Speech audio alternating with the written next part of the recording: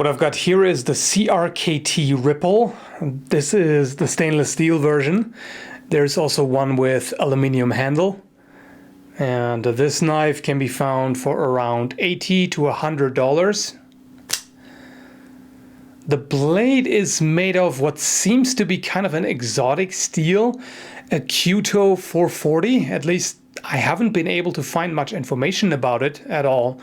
People in general don't seem to be familiar with it. CRKT states that it's tempered to a hardness of HRC 57 to 58.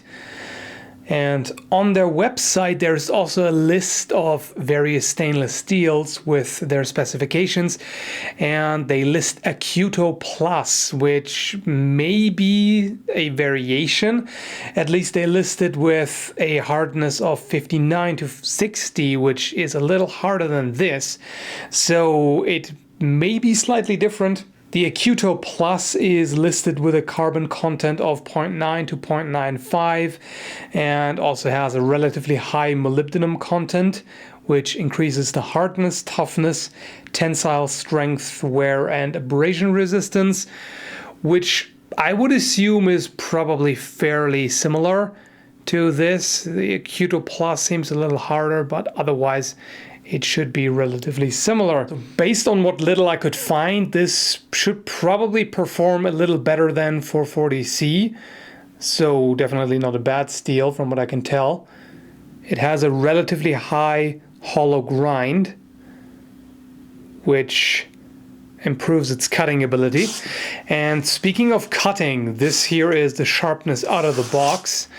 As you can see, it came literally shaving sharp, which is very nice. I wish every knife on the market came with an edge like this. This is a properly honed edge, very fine and definitely effective. So I'm very pleased with that. Together with the blade shape and high polish, this makes for a really good cutter. It's designed as an EDC knife. It's of course not for very heavy duty cutting tasks, simply because of the size and the fact that it is a folder. Speaking of which, let's take a look at the lock. It's a frame lock. And one thing that impresses me is how they shaped it.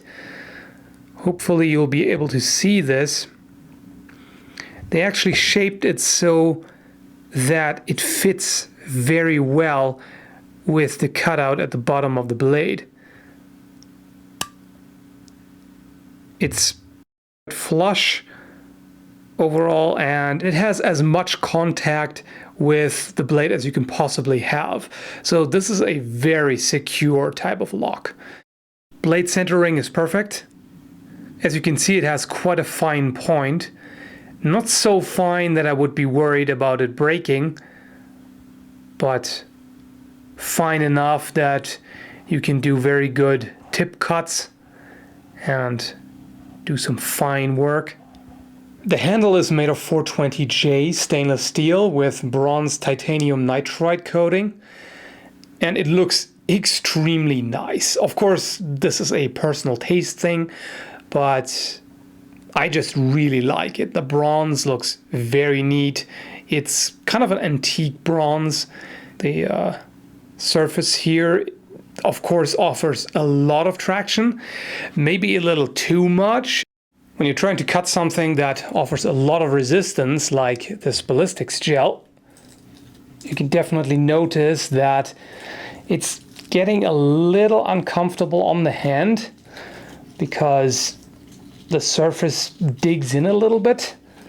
What I notice mainly when pushing on it is the pocket clip digs into the hand, but that's a very common thing on all kinds of folding knives.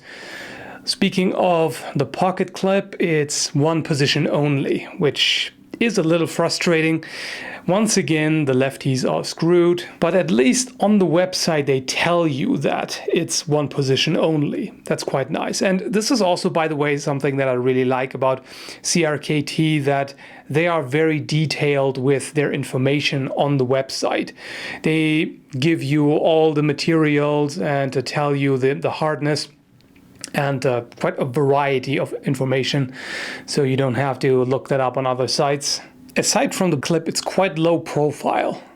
The handle is relatively thin, and it does not have a protruding thumb stud. It only has a flipper, which I'm perfectly fine with. I'm a fan of flippers myself, and as you can see, it's very easy to open. You don't even have to flick your wrist.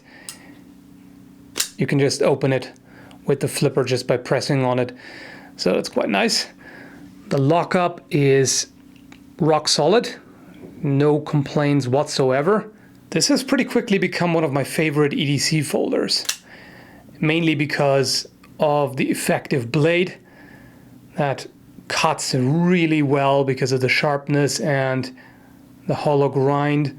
It could be more comfortable in the hand simply because it rubs a little too much for my taste. It's not a big deal as long as you don't have to push excessively to cut into material.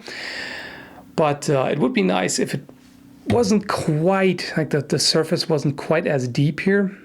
These ridges do rub a little bit. At first I thought, just from looking at it, that the corners might also rub, but actually they don't.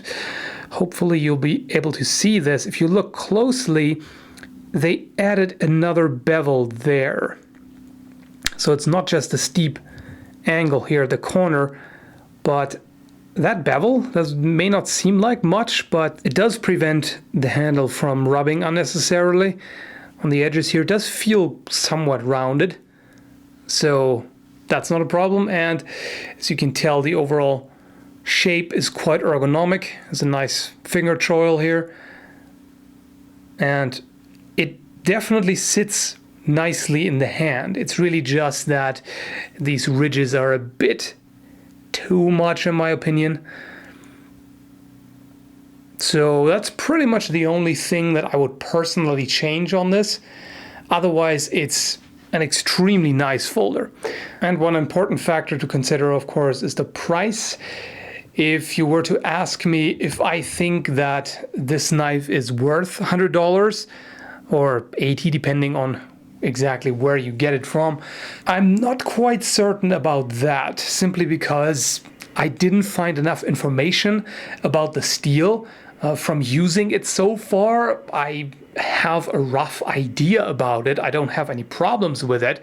Edge retention seems fine, but I can't really make detailed statements about exactly where the quality of that steel is. So I can't really tell you exactly how much value you're getting for the money. In terms of design, no doubt, it's a very good design. Ken Onion definitely did a great job on this. But what I would suggest, if you want to try this out but don't feel like spending as much money, you could go for the black aluminium handle version. That one has an 8CR14 MOV blade, and you can find it for only $40. So that's half the price or less. And judging by the design, it's easily worth $40 and more. So I can definitely recommend that one. And this here, yeah, again, I very much like it. Maybe if you can find it on sale for $60 or so, that would be absolutely more than worth it. I could definitely recommend it at that price. So just to clarify, I'm not saying that the knife is overpriced. It's just that I'm having a hard time judging the steel because there is so little information about it. But yeah, great knife. I definitely like it. And I can at the very least recommend the aluminum handle version, even though it doesn't look quite as nice as the bronze one, at least in my opinion. Hope this was helpful, and thanks for watching.